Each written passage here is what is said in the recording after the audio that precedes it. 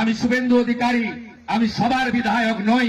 আমাকে হিন্দুরা এমএলএ করেছে, আমি হিন্দুদের বিধায়ক, হিন্দুদের হিতে কাজ করি। আরো মন্দির করব, আরো বিরোধী দলনেতা হিসাবে উনি বলতে পারেন ওনার মতন, নিজের মতন ওনার সেই আছে, উনি বিরোধী দলনেতা বলতে পারেন। ওনার যদি মনে হয় যে ওনার বক্তব্যে আপনাদের কোনো সার্বভৌমত্ব অস্বীকার নষ্ট হয়ে, আপনি ওনার বিরুদ্ধে মামলা করুন না, সেটা তো করছেন না। এটা জিনিস বোঝার চেষ্টা করুন, উনি তো বিরোধী দলনেতা। যদি সরকার হয় উনি তো নিশ্চয়ই মুখ্যমন্ত্রী হবেন না, অন্য কেউ হয়তো হবে। সুতরাং যখন যে মুখ্যমন্ত্রী হবে সে কিন্তু কোনো পার্টির মুখ্যমন্ত্রী নয়, সে সবার মুখ্যমন্ত্রী। সিপিএম, তৃণমূল, বিজেপি, কংগ্রেস সবার মুখ্যমন্ত্রী, আমাদের সবার মুখ্যমন্ত্রী। সে যখন মুখ্যমন্ত্রী হিসাবে সে শপথ নেবে, তারপর যে কর্মসূচিগুলো হবে সেগুলো কিন্তু জনমুখী কর্মসূচি হবে, সবার জন্য হবে।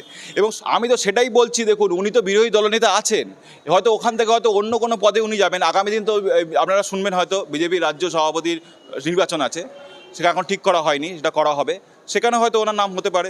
কিন্তু উনি মুখ্যমন্ত্রী হবেন কি হবেন না সেটা তো ওনার ঠিক করার আয়ত্তে নেই, ওটা দিল্লির যে সাংগঠনিক পদে আছে সে ঠিক করবে কে মুখ্যমন্ত্রী হবে। পৈতৃক জমিদার তার বাড়ির সামনে পার্টি অফিস করে দেওয়া হয়েছে। কী হয়েছে, সিমেন্টের খুঁটি পুঁতে অ্যাডভেস্টারে চাল লাগিয়ে পার্টি অফিস হয়ে গেল রাতারাতি জোর করে। কেন হচ্ছে? কারণ ভয় পেয়ে গেছে এই টিএমসি চোরামূলের দল, ভয় পেয়ে গেছে যে বিজেপি যেহেতু বুথ লেভেলে, পঞ্চায়েত লেভেলে পর্যন্ত পৌঁছে গেছে, ক্যানিং, গোসাবা। আর সবথেকে বড় কথা বলবো, সারা জীবন এই আপনার নওশাদ সিদ্দিকের ওপরে যে এত অত্যাচার এরা করে, যার কারণে মানুষ, ওখানকার মানুষ প্রচণ্ড তিতিবিরক্ত। আপনি দেখবেন এই শওকত মোল্লা সারাক্ষণ, আর কোনো কাজ নেই ওর ওই এলাকায় ডেভেলপমেন্টের কোনো কাজ নেই। ও শুধুমাত্র নওশাদ সিদ্দিকের পেছনে শুধু কারি করতে করতে, আর এই ফায়দাটাই বিজেপি লুটছে ওখানে। এই ফায়দাটাই দুজনে মারামারি অন্তর্দ্বন্দ্বের ফায়দাটা বিজেপি লুটছে। এবং বিজেপি দেখবেন আগামী দিন ওই এলাকায় বিপুল সংখ্যক ভোট নিয়ে জিতবে।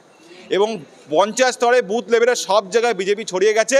এবং আমি বলে যাচ্ছি অন ক্যামেরা আপনার সামনে, নন্দীগ্রামে দাঁড়িয়েছে, সেখানে হেরেছে। ভবানীপুরে দাঁড়িয়েছে, ভবানীপুরে হেরেছে। এবং আগামী দিন 26-এও যদি দিদিমণি ভবানীপুর থেকে দাঁড়ায়, আমরা ভবানীপুরবাসী হিসাবে ওনাকে হারাবো, ওনাকে আমরা দেখতে চাই না। ওনাকে ভবানীপুরে তথা কলকাতা শহরে তথা পশ্চিমবঙ্গে আমরা দেখতে চাই না। আপনি পশ্চিমবঙ্গের বাইরে গিয়ে কাজকর্ম করুন, ওখানে পার্টি পলিটিক্স করুন, এখানে দয়া করে পশ্চিমবঙ্গ ছাড়ুন। আগামী নতুন সরকার আসুক, আবার এখানে নতুন করে ইন্ডাস্ট্রি হোক, অনেক মানুষ খেয়ে পড়ে বাঁচুক, অনেক ছোটো ছোটো কারখানা হোক, ছোটো ছোটো ইন্ডাস্ট্রি হোক, স্কুল হোক, কলেজ হোক, আমরা এটা দেখতে চাই।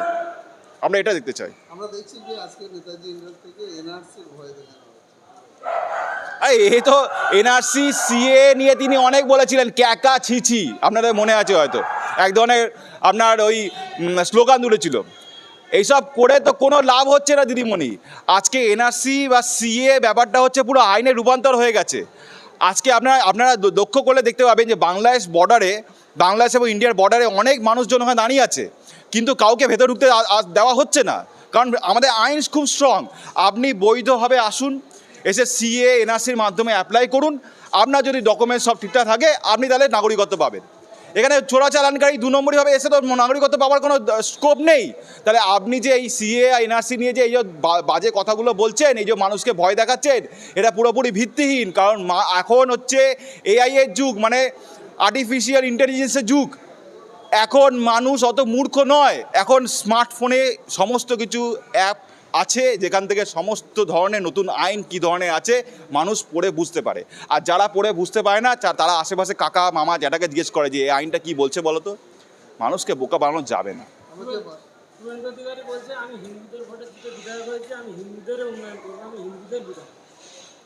দেখুন, উনি শুভেন্দু অধিকারী, উনি বিরোধী দলনেতা। উনি বলেছেন যে 5% টিএমসির হিন্দু ভোট যদি আমার কাছে আসে তাহলে আমি সরকার করে দেবো, এবং আগামী দিন 26-এ আমাদের ভারতীয় জনতা পার্টির সরকার হবে, এটা উনি বলেছেন। কিন্তু আপনি এটা জিনিস বোঝার চেষ্টা করুন, উনি তো বিরোধী দলনেতা। যদি সরকার হয় উনি তো নিশ্চয়ই মুখ্যমন্ত্রী হবেন না, অন্য কেউ হয়তো হবে। সুতরাং যখন যে মুখ্যমন্ত্রী হবে সে কিন্তু কোনো পার্টির মুখ্যমন্ত্রী নয়, সে সবার মুখ্যমন্ত্রী।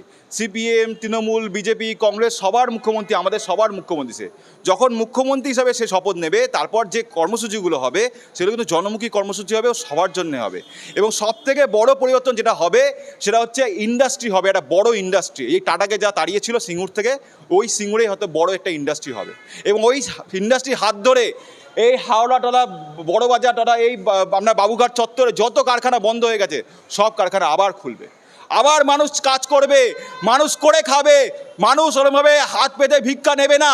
মানুষ চাকরি করে কাজ করে দুমুঠো অন্ন রোজগার করে তার নিজের ভরণ পোষণ করবে, তার সংসার চালাবে। মানুষ ভিক্ষা চায় না, মানুষ লক্ষ্মী ভাণ্ডার চায় না, লক্ষ্মীর ইজ্জত আজকে রাস্তাগুলো লুটেপুটি খাচ্ছে, গড়াগড়ি খাচ্ছে। মানুষ সেটা চায় না, মানুষ কাজ করে খেতে চায়। তাদের লক্ষ্মীর তারা, তাদের সরস্বতীর তারা যথাযথ তাদের ইজ্জতে তারা দেখভাল করতে জানে।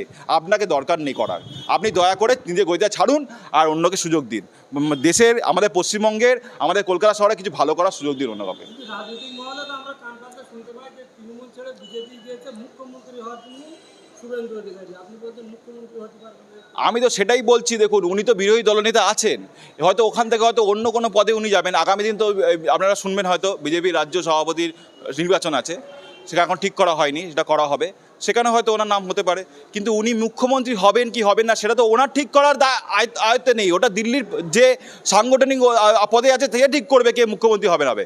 এই যে দেখুন না আপনি, এই আপনার দিল্লিতে যে জিতলো বিজেপি, সবাই জানতো কে পবন সিং, শর্মা, এরা সব মুখ্যমন্ত্রী হবে, কিন্তু তারা কি হলো?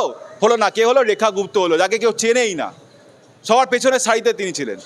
আগের দিন রাত পর্যন্ত কেউ জানতো না যে রেখা গুপ্ত আপনার দিল্লির মুখ্যমন্ত্রী হবে। এই সেরকমই আপনার রাজ্যসভাতে এখানে কলকাতা শহর মানে পশ্চিমবঙ্গে যদি বিজেপি যেতে, তাহলে নিশ্চয়ই শুভেন্দু অধিকারী যে বলছে আমি মুখ্যমন্ত্রী, বা অন্যকে যদি কেউ বলা হয়েছে যে উনি মুখ্যমন্ত্রী, এটা ভিত্তিহীন ভিত্তিহীন ব্যাপার। বলতে পারে যে আমি হিন্দুদের উন্নয়ন করবো। আরে উনি বিরোধী দলনেতা হিসাবে উনি বলতে পারেন, ওনার মতন নিজের মতন ওনার সেই আছে, উনি বিরোধী দলনেতা বলতে পারেন।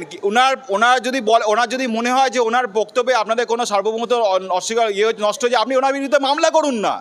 সেটা তো করছেন না, আগে সেটা করুন। আর উনি যদি আগামী দিনে যখন ভারতীয় জনতা পার্টির সরকার যদি এখানে হয় পশ্চিমবঙ্গে, তাহলে যে মুখ্যমন্ত্রী হবে সেটা সবার মুখ্যমন্ত্রী হবে। আপনি আইনটা বুঝুন না, ওইসব মূর্খদের কথায় আপনারা কেন করছেন মিডিয়া চ্যানেলরা? ওরা তো ওরকম বাজার গরম করার মতো কথাবার্তা বলে। ওই যে কুণাল ঘোষ, ও তো নেতা, ওর নামে 500 খানা মামলা লোয়ার কোর্টে পেন্ডিং চলছে এখনো পর্যন্ত। আধের দিন এখানে আসে হাজিরা দিতে, ও তো নিজে কিছু যায় না, মূর্খ। ও তো একবার বলে আমি নাকি কোন চ্যানেলের মালিক, আমি হাউস চালাই, একবার নিজে বলে আমি রাজ্যের টিএমসি মুখপাত্র, একবার আবার অনেক কিছু নিয়ে বলে। এসব ওর কথা কেউ মানেই না, ঠিক আছে? সুতরাং এইসব আপনি বাদ দিন, ওরকম ওরা অনেক বলবে। আগামী দিন যদি ভারতীয় জনতা পার্টির সরকার এখানে হয় এবং যে মুখ্যমন্ত্রী হবে দিল্লি পর্যন্ত ঠিক করবে, সে সবার মুখ্যমন্ত্রী হবে, সবার ভালো দেখবে, সবার ভালোর কাজ করবে এবং সবার আগে এখানে ইন্ডাস্ট্রি করবে, যেটা সবার আগে খুব প্রয়োজন। বাসন্তী আমরা দেখলাম যে একজন আইএসএফ করে বলে তার বাড়ি একেবারে পুরো ভাঙচুর করে দিয়েছে। ও তো আপনার আইএসএফ করে বলে তার ভাঙচুর করেছে, আপনার বিজেপি করে বলে তার বাড়ির সামনে পার্টি অফিস করে দিয়েছে, এ তো চলতেই থাকবে।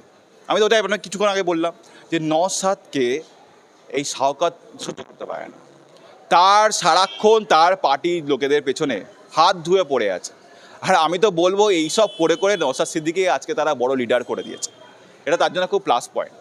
আজকে তিনি যে এত এমপি, বড় এমপি, এবং প্রত্যেকটা মিডিয়া চ্যানেল যে তার কাছে ছুটে যায় তার থেকে জানতে, রাজনীতি নিয়ে কেন ছুটে যায়, এদের কারণে। আজকে নওশাদ আমাদের পশ্চিমবঙ্গের রাজনীতির একটা বিশাল বড় মুখ, এবং সেটার জন্য একমাত্র কারণ হচ্ছে এই যে আপনার শওকত মোল্লা এবং তার পার্টি এত অত্যাচার করেছে ওর পেছনে, যার ফলে মানুষ আজকে ওকে চায়। এই যে বাংলায় আশাবাদীর ওইসি আসে এবং 26-এর সংখ্যালঘু ভোট কেটে কি বিজেপি লাভবান হবে। আজকে বরাবর সবাই জানে যে এই টিএমসি পার্টি সংখ্যালঘুর ভোটেই আর কি জয়যুক্ত হয়ে ক্ষমতায় আছে। যদি সেখানে সেখান থেকে যদি কিছু ভোট আপনার আইএসএফের কাছে চলে যায়, কিছু ভোট যদি আসাদুদ্দিন ওয়াইসির কাছে চলে যায়, কিছু ভোট যদি আরও যারা আছে ছোটো ছোটো দল, আম আদমি পার্টিও এখানে আছে, তাদের কাছে চলে যায়, তাহলে তো ভালো। তো সেটা এই যেভাবে হোক এই যে আপনার চোরের রানী, তাকে গদিচ্যুত করতে হবে। আমাদের পশ্চিমবঙ্গ তথা বাংলার যদি উন্নয়ন করতে হয়, এই রানীকে গদিচ্যুত না করলে সেই উন্নয়ন সম্ভব নয়। এই উন্নয়ন এবং এই যে ধর্ষণ, যে এই যে মার্ডার, এই যে খুন জখম যে এত পরিমাণ বেড়ে গেছে, সেইগুলোকে বন্ধ করতে গেলে এই চোরের রানীকে তার গদি থেকে টেনে নামাতে হবে। এছাড়া কোনো উপায় নেই। আমাদের পশ্চিমবঙ্গ তথা কলকাতা শহরকে সুরক্ষিত করার এটাই একমাত্র পথ। এই ভাইপো পিসিকে নিপাত যাক এবং আগামী দিন বিজেপি ক্ষমতায় আসুক এবং বাংলার ভালো করুক। এবার বাংলা পারলে সামলা। আর সেটা তো ইউপি তোটা আপনার দিল্লিতেও এটা বলেছিল যেটা দিল্লি, এটা কিন্তু নয়, গুজরাট নয়। তো আজকে দিল্লি তো চেঞ্জ হয়ে গিয়ে গুজরাট হয়ে গেল। আগামী দিন বাংলা